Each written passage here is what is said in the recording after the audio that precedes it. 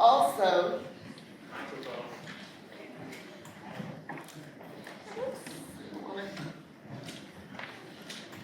take M with me.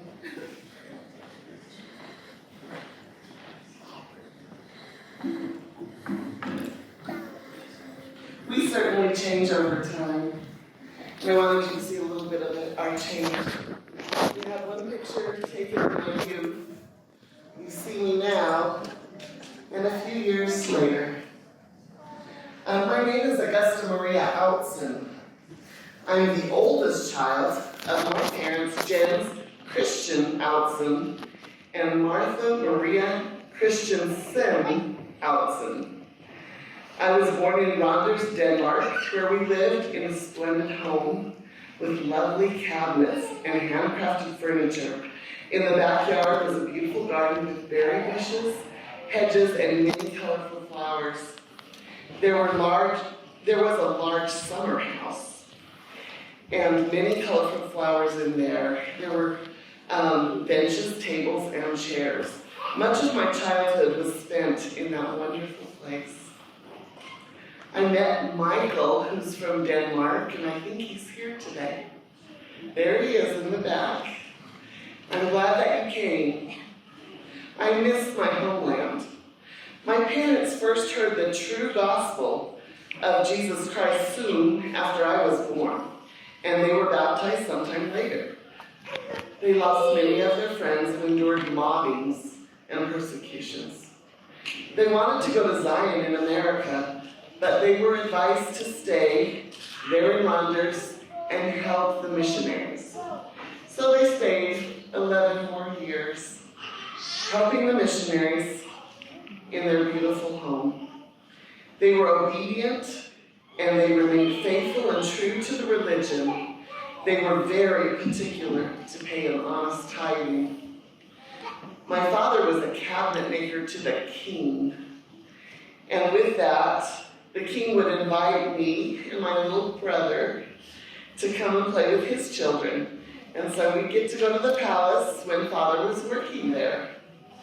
And this good king commissioned a famous artist to paint the events in the lives of his people.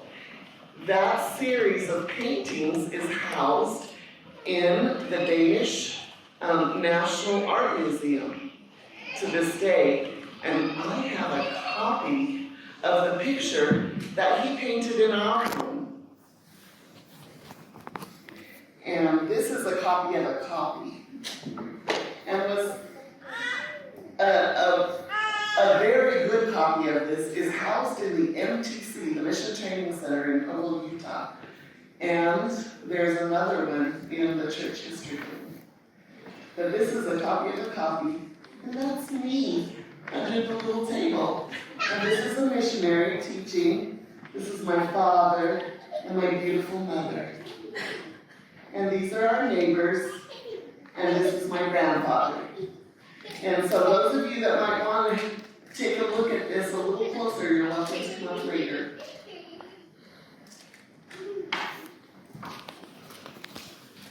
Who in here is 12 years old? Do we have a 12-year-old that might want to come up and help me?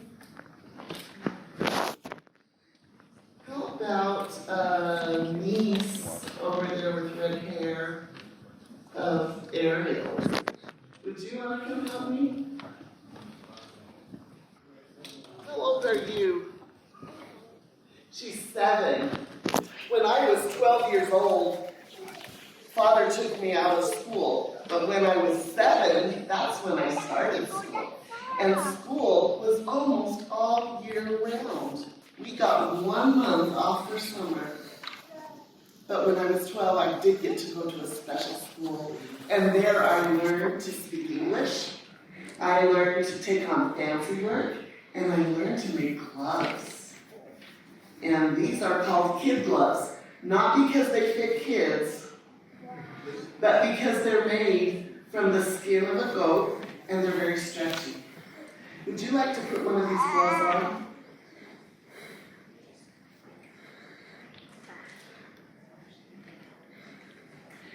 You might want to touch these afterwards. They're so wonderful. And thank you, Jeanette, for making sure that I have these. Aren't those funny? They have a right and a left. And they're very stretchy for being leather. Thank you. Thank you so much.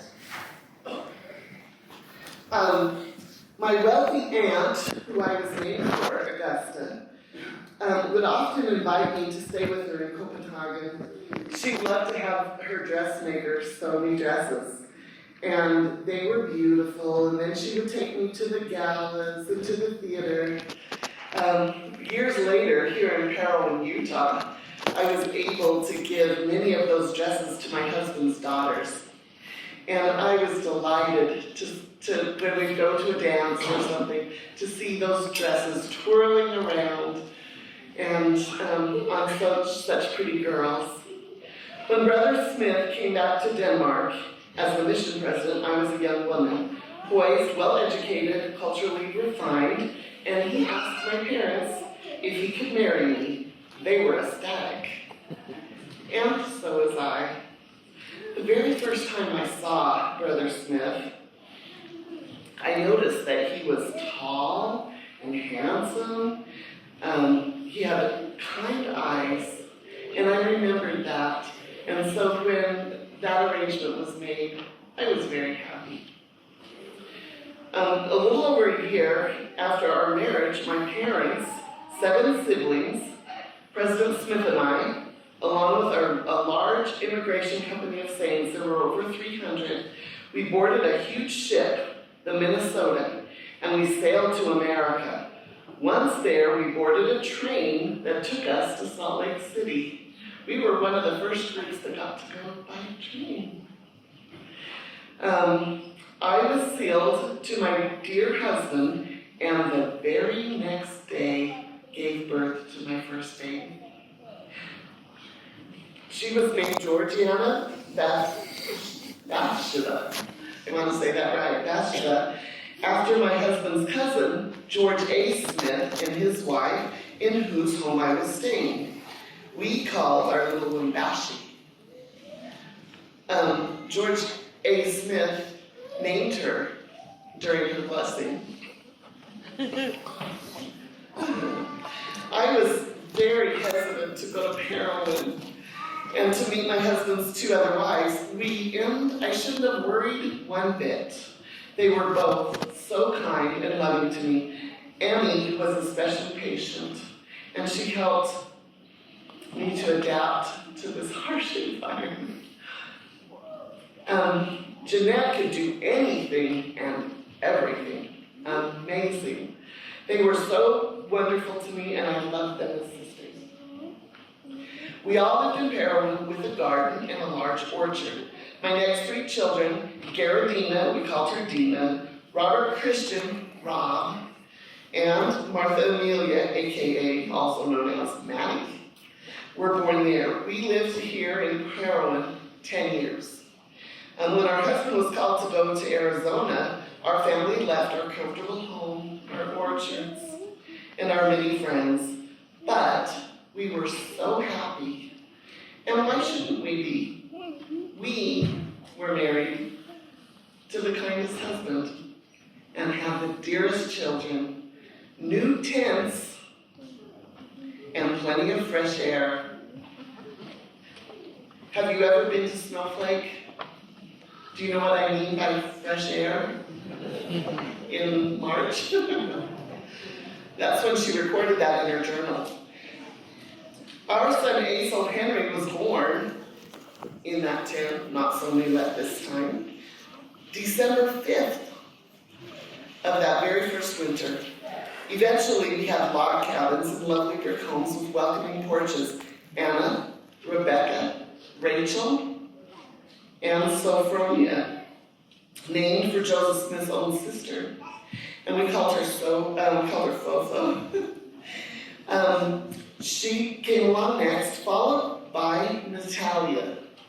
Natalia was delivered by our dear Anne, who was also a wet nurse for Natalia. Last of our born children was my very own Christmas doll, Millie, and she was born on Christmas Day. I am so happy to see all of you here today. I was told that I had been raised up for a special purpose, to bring forth a chosen seed, and I was promised that all my children would see adulthood. And that's to my sister's credit, because I didn't have very healthy children born to me. I had a hard time, and they all reached adulthood. I see special blessing fulfilled in you. There's a great blessing in our posterity. Your lives will be blessed as you also continue on doing what is right and loving others. Thank you for being here and learning of me and of our family.